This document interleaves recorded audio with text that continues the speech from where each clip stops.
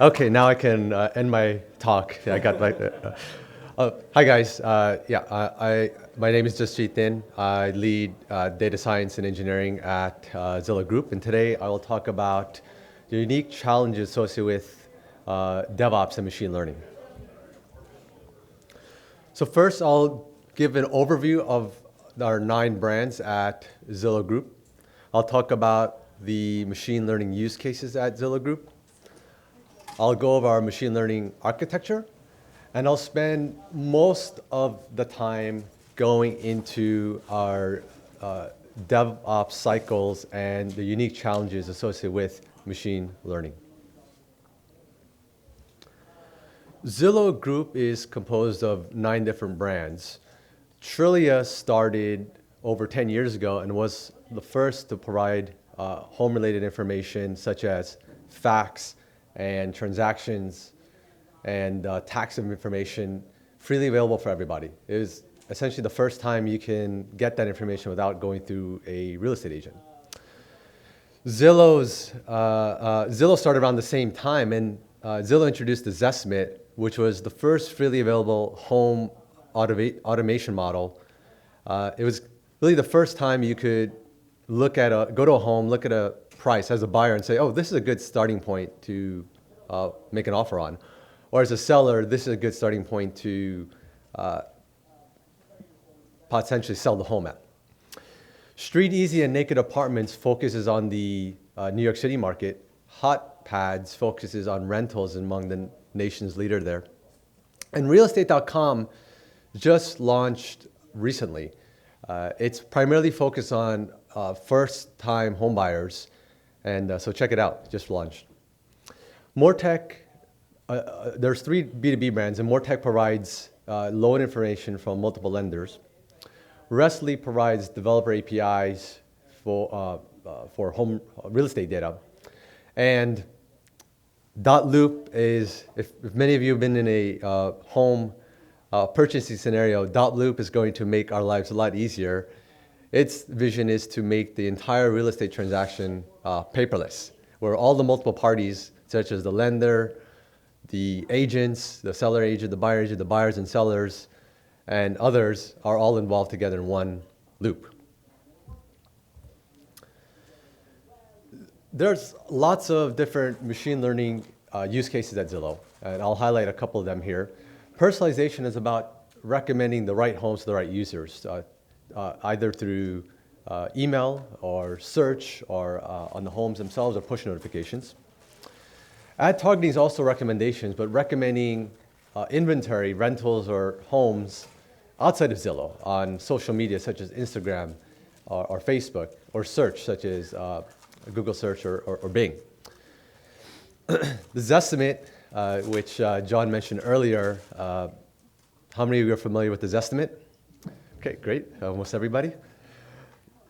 Yes, we're well known for the Zestimate, but there's a bunch of products built around the Zestimate, such as ZHVI, which monitors trending prices at various geographical levels, and ZRI, which is monitoring rental prices across geographical levels. Premier Agent is our program where agents can access services such as tools and inventory on Zillow to make them much more effective agents. And there's a bunch of machine learning in that area. For example, determining what are the right services for the right agents to make them even better agents, even more premier.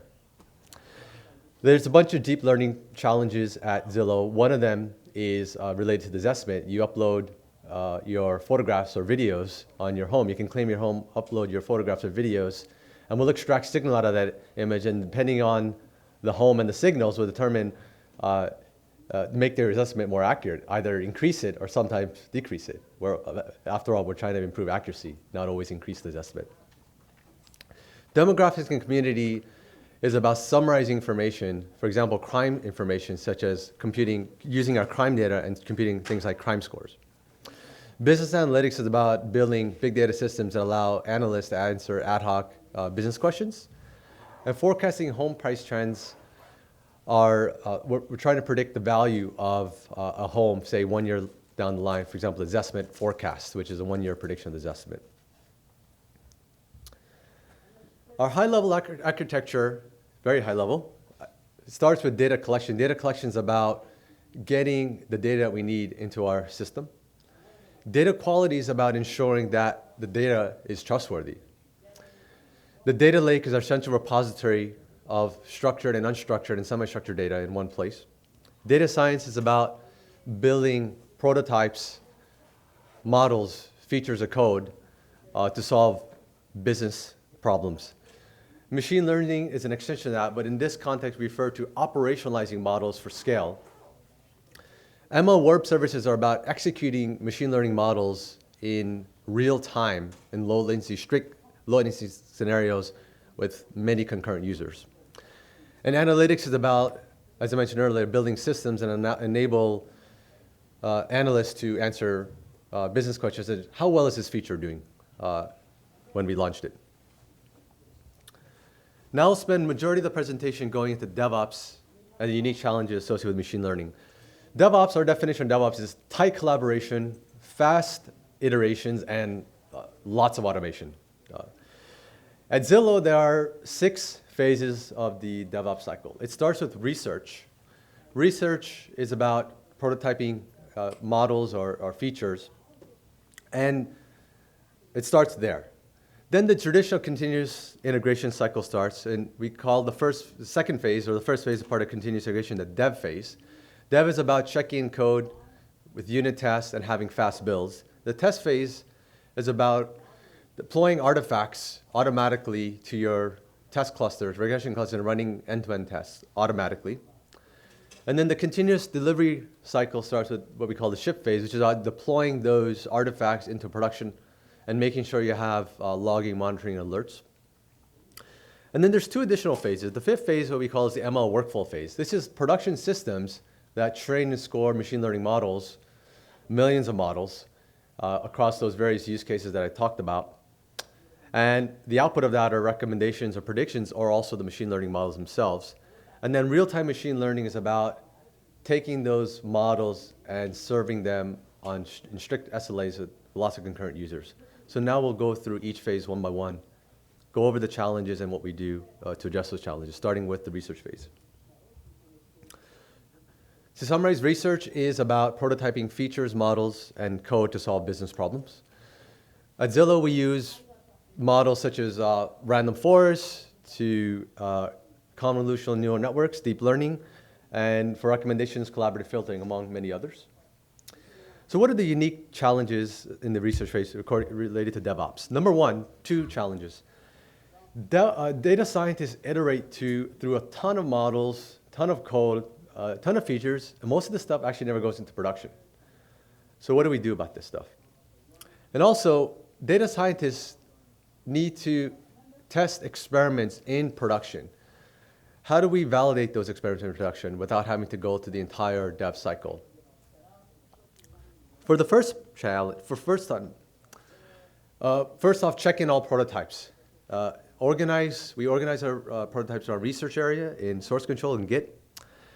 And we document heavily. It's amazing how many times after a couple of years, we revisit experiments, not knowing that an experiment has happened in the past. And we want to test the same hypothesis that was tested a couple of years ago. And documentation really helps us determine what was the hypothesis back then, what was tested, what was the outcome, and does it make sense to do this again? So that's really important. And then typically machine learning requires extremely large data sets for high accuracy at scale. You can't check that stuff into Git because Git's not going to be able to handle petabyte scale data. What we do is check in a subset of the training and scoring data sets. So at least those features, those prototypes, the code can be executed. So check in the subset. Now for large data sets, we store them in our data lake and just have pointers to that data in our README files in Git. And then for experiments, DevOps actually enables experiments in production. So essentially what we do is our engineers, the machine learning engineers, build tools that enable experiments to go through the full release validation pipeline, which I'll go into depth in later phases, without having to go through the entire phase without having to productionalize that code. So that has helped us to enable experiments in production in A/B tests. Now I'll go over the next phase, the second phase out of 6 in our DevOps cycles, which is the dev phase. In the dev phase, machine learning engineers operationalize models, code, and features for scale. And I'll walk through the cycle here. Machine learning, the developer first develops on their local machine. Then git push happens. This triggers a build, runs a unit test, and then we upload our deployments. We use AWS EMR build cluster to build and run the unit test. We upload to our artifacts that get uploaded into AWS Cloud Repositories, S3, and we have a Squid proxy cache in front of that just for caching. The challenges associated with machine learning in the dev phase include unit tests are non-trivial as model outputs are not deterministic. In traditional software development, you have your function if you take a set of inputs, the same inputs, you generally get the same output. In the machine learning world, that output is not deterministic. And also, CI requires extremely fast builds. But model training and scoring can take many hours or days or months sometimes. And that's not going to be a very fast build. Regarding unit tests, don't actually test the real model outputs. We'll leave that to integration and regression tests, and don't worry, I will talk about how you do that later on. But at this phase, we're not going to test real model outputs. Here, we'll focus on code coverage and making sure the build is really fast. What we'll be testing is we'll have mock training and scoring data sets, and we'll train our models with that mock data. And then essentially what you'll be testing is type information, schema, number of records, and some expected values in your data sets. Let's go through an example. First, we read our mock training data. Then we train our model using that training data. And then we go through some of the tests that I referred to earlier. First one is a schema test, testing for the zip code column. Let's say this is home data. Testing if this is of a certain type. We're expecting 32 records in this data set, which shows it's definitely mock data. It's too small for machine learning. And you're testing some expected value, the number 207 set as the key for row 0. And then you'll generate your prediction using this mock model, and you will do a similar sort of test. You're really focused on code coverage here.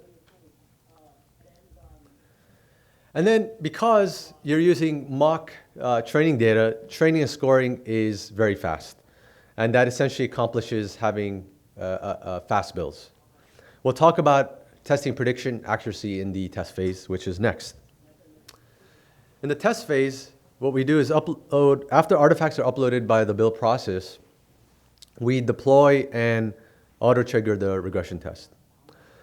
At Zillow, we have a DevOps API. There's essentially a REST API to deploy packages. So we upload a new job into Jenkins. We have a set of scripts called shipit, which ships onto your regression cluster. Before doing that, it versions that. And then the end-to-end tests are automatically kicked off to run. So what are the challenges associated with the test phase? There are 4 challenges. Training and scoring models can take many hours, and we have more time with the regression tests, but we still don't want them to last too long. Real-world machine learning models have extremely large memory footprint. So how do you handle that on regression clusters? Typically are not production, don't have production capacity, or it's extremely it's not cost effective to do that.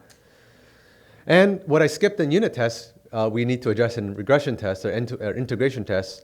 How do you test non-deterministic outputs from models?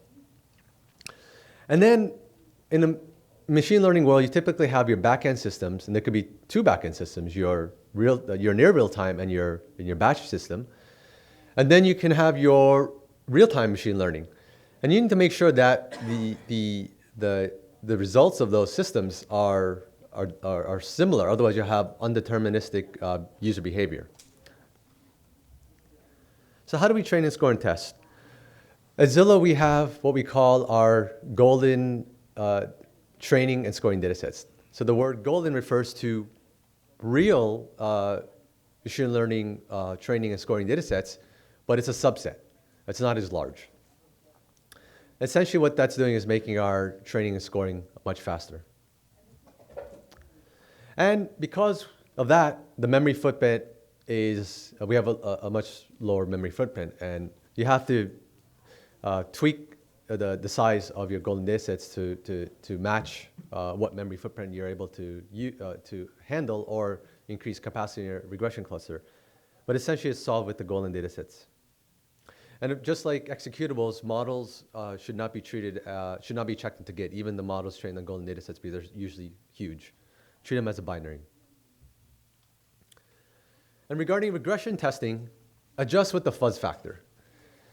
Depending on the model, if you're, for example, using a linear regression or logistic regression, you may need to run that multiple times and average out the results. If you're using something like a random forest, which essentially, by nature, is a bunch of different models, in this case, decision trees, which automatically average out your results. You don't necessarily need to do that. And very importantly, you need to have model validation tests to ensure the minimum bar is met. And I'll talk more about this later in the ML workflow phase. Let's go through an example. So instead of reading the mock training data, we're reading a golden data set for training. Then we train a real model based on that golden data set. We have a golden scoring data set. We make our predictions based on that. And the interesting part is the fuzz factor.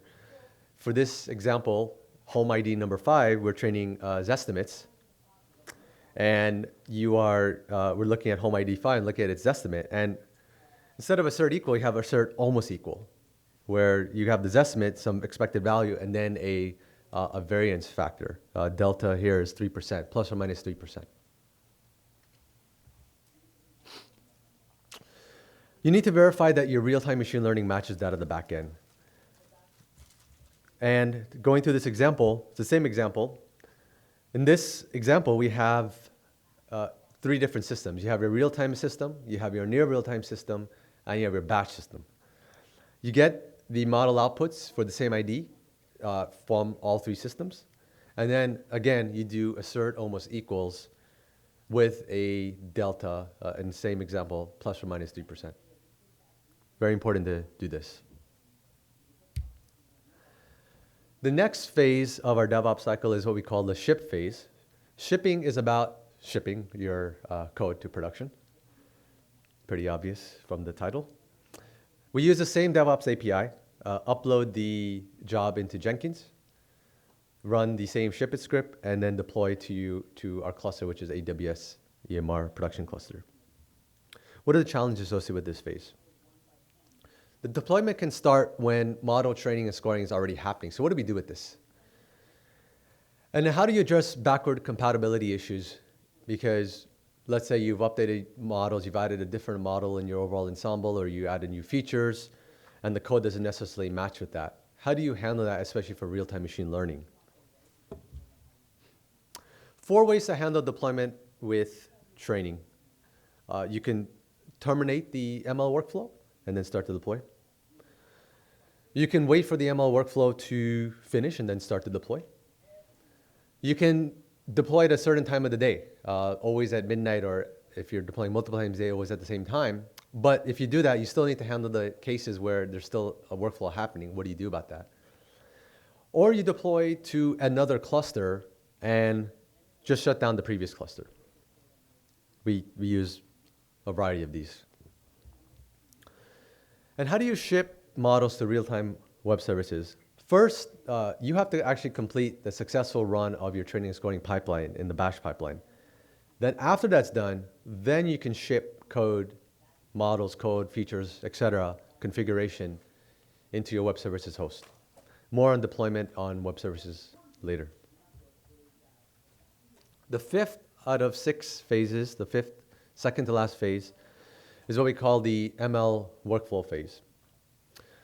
The ML workflow phase, these are production backends that are running to train and score machine learning models and make predictions and output models, or lots of models. It starts with raw data sources where you're collecting the data that you need for training and scoring. Then you have data collection systems to collect this data. You generate your data sets and features. Then you do model learning, scoring, and then you evaluate the model metrics, which I touched on in the test phase, but I'll go into now shortly. And then finally, after they pass the metrics phase, you actually deploy your models. The challenge associated with the ML workflow, first off, is data quality. Petabyte scale data is streaming or coming into your system. And this is new data. So how do you ensure the quality of this data? How do you ensure your machine learning models are not stale? Because data is changing. And how do you handle partial failures? These pipelines are a couple hours long, or days long, or weeks long. And if it fails, probably don't want to start the whole thing again. And how do you ensure that model deployments don't cause bad user experience? For data quality, at Zillow, we build analytical systems to measure the quality of data. They monitor what is the expected data, do outlier detection, look for missing data, expected number of records, and also check for latency. Data is expected to come at a certain time, so you want to make sure that the latency is sufficient. We, of course, surface these metrics and reports, but more importantly, you alert when things go wrong. A high-level architecture, the data you're collecting, you collect the data, the raw data sources. You generate the metrics that you're interested in using the raw data sources. Then we have models to measure the quality of the data. For example, we'll forecast what we think should be the number of sales in a certain geographical area, for example, in Bellevue. And for example, using ARIMA models, forecasting that. And then we will measure to see if that actually happened. And if it doesn't happen, then we will trigger an alert. Of course, we store everything in a database for dashboarding.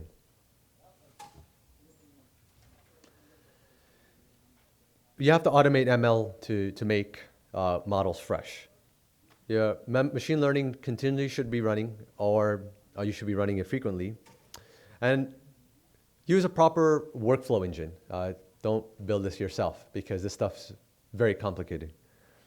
And pay a special attention to logging, monitoring alerts. And I was at a previous session where don't log metrics, log the raw data, log events. Then for failures are going to occur. It's a very complicated pipeline. You should break up your pipeline into appropriate abstractions, that if that specific component or set of jobs fails, you can rerun just that part, not all the previous ones. And also, using Spark is very helpful. Spark has fault tolerance built in, and within that unit of execution, if there's partial failures because a node goes down, Spark can handle that for you. We found that very helpful. And the final challenge in this phase is making sure your models are of high quality. Model validation tests are critical. If one of the model validations tests do not pass, you should not deploy the model. You should trigger an alert instead. Let's go through an example. Common metrics that we look at, for example, for personalization and for this estimate include mean squared error. So in this example, if the mean squared error is greater than 3, we will alert. If the median absolute percent error is greater than a threshold, we will alert. and the area under the curve is not at a certain threshold, we will alert as well. If all of these pass, deploy the models into your, replace the existing models and deploy to your web services host. And talking about web services, now we'll go to the final phase of the development cycle, real-time machine learning. And real-time machine learning requires machine learning models to be deployed into your web services host. And you have to do scoring in real time under strict SLAs, often under 100 milliseconds or less, with hundreds, thousands, or millions of concurrent requests. The challenges associated with real-time machine learning include the deployment of models can take many seconds, minutes. So how do you handle that without downtime? Latency has to be under a strict SLA. Requests and responses have to be executed in a much more strict situation.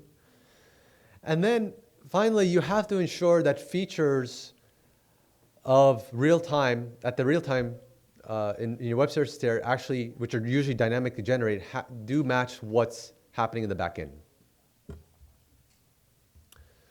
For deployment of models, this is a typical dev cycle. Replicate hosts.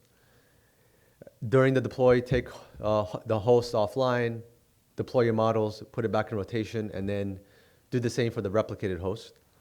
And for small models, what we do is in-memory swap. One thing I'm not talking about is how do you partition models, especially when there's ensemble of models. But I will, you can ask me questions or I'll save that for another talk. It's a topic on its own. And for latency, most of the time CPU is your bottleneck. And what we find is that it's primarily due to real-time feature generation because there's a ton of data serialization. In the early days, we found that when we were using Java code to do the feature creation and then having the models in Python and R, we're spending a ton of time just doing data serialization instead of scoring machine learning models. And in these situations, if your latency is not being met, it helps to have it all in one code base, C++ or Java most of the time.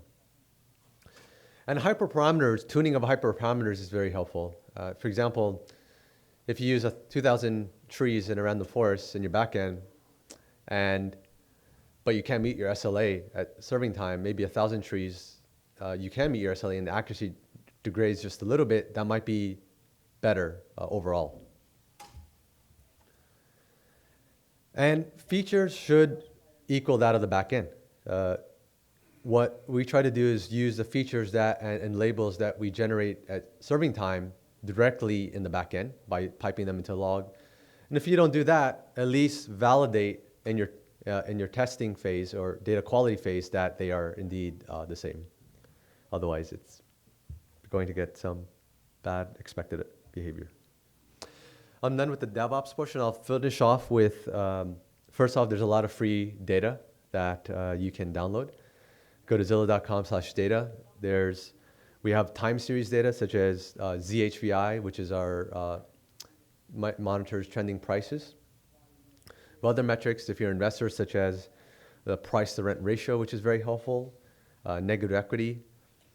And then we just recently launched a new program called Z-Tracks, which allows you to get all the raw property data, 20 years of property data and transactions and tax data for research purposes. So if you want that data, email ztracks@zillow.com.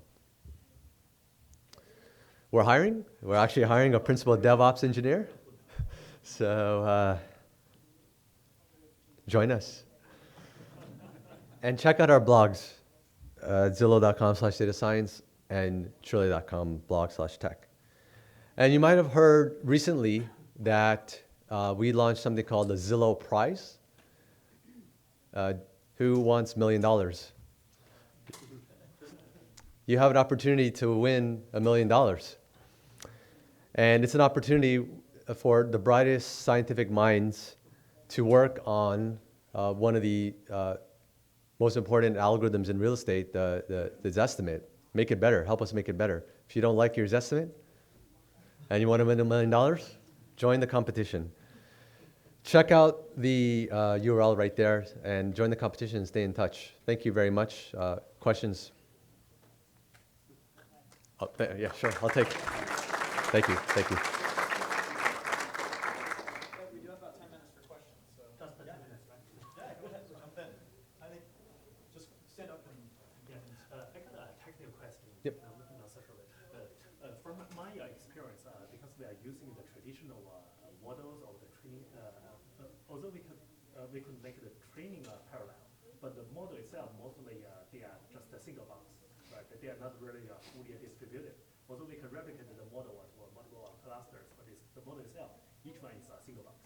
So we got this problem about how to sync the models, especially considering some models need continuous training, and all models need old facts to get self-adjusted.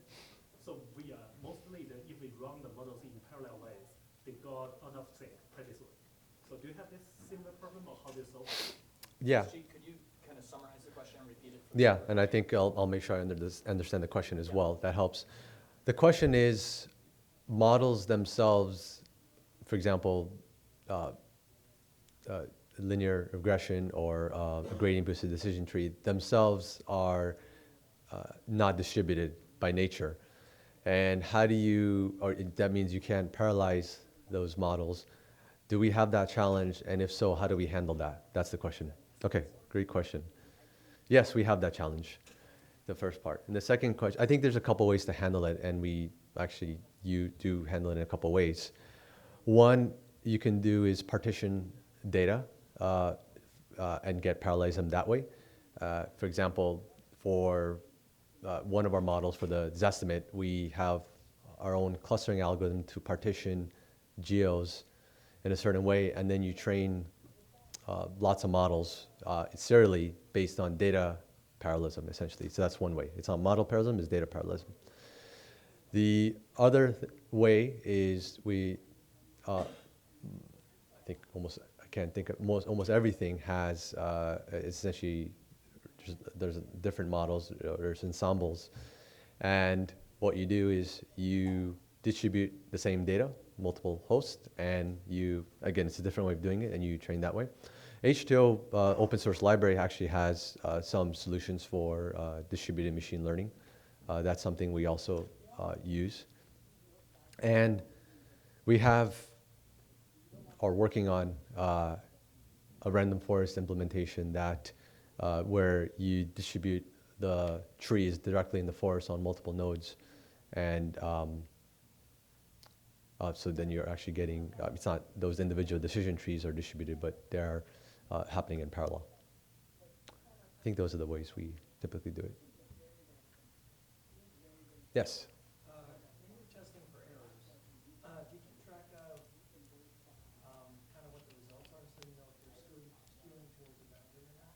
Even though they might not be failing, they might be skewing very close to a boundary, or they might be failing slightly over a boundary, or do you just use a straight cutoff value?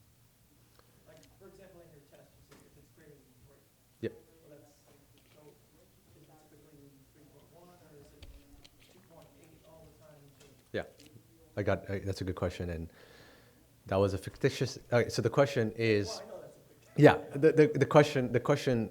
I'll repeat the question. The question is for the model validation metric specifically. How do you test metrics when actually not the model validation metrics. You're actually talking about so for the regression test, how do you test? How do you do testing given the fact that your training data is constantly changing, and therefore your tests will be essentially constantly be changing as well because the output should be changing, and that's the question. So what we do is we typically, like for home prices especially, we typically have not being a static value. That's actually a dynamic value that's based on, so for example, I mentioned ZHVI, which monitors trending prices in the geographical areas. So using that in a combination of expected values is how we do testing for that. Now for golden data sets, you don't have that problem because golden data sets are static. I hope did I answer your question? Yeah. Okay, okay.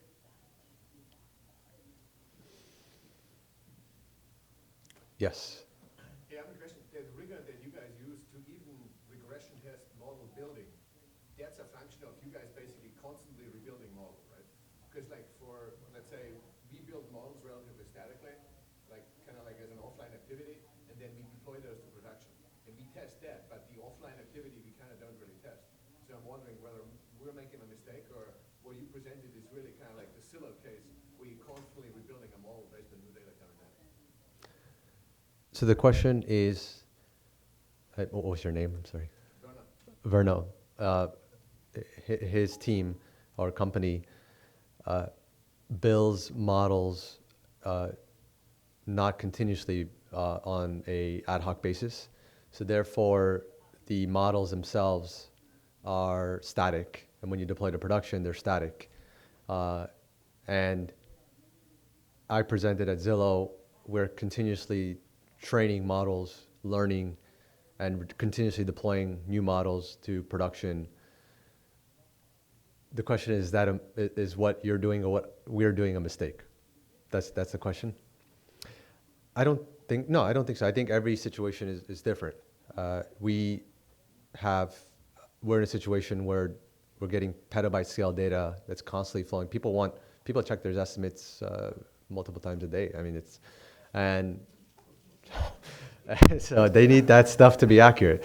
We need to continually make sure that the estimate is accurate. Personalization, when we're recommending homes, we need to get the latest user behavior in order to recommend the right homes to the right users. Ad targeting, when you're optimizing ads, they're all dynamic situations, and we need to continuously update and refresh our models. But your situation, that might not be a business requirement. I think it just really depends. So how often, like for value, how often does the system and model get updated? Every night or? Yeah.